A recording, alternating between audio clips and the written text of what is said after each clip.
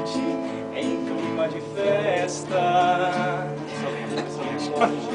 Ouve vários instrumentos de cordas e metais.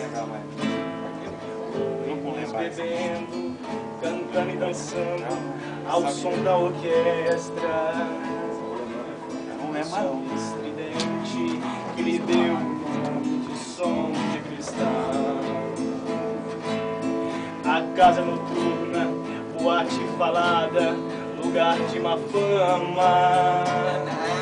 Durante a noite, com as portas abertas, entra quem quiser, menos eu.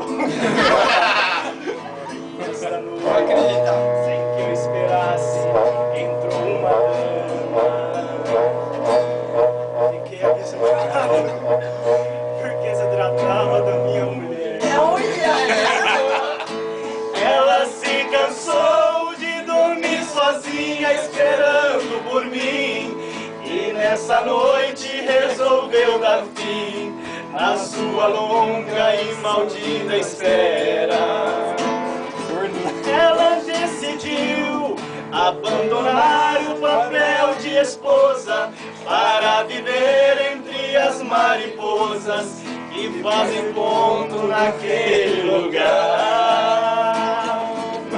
E a minha vida, muito mais errante, agora continua. Transformei a esposa em mulher da rua, a mais nova dama do som de cristal. Isso é foda. Espantou todo mundo, velho.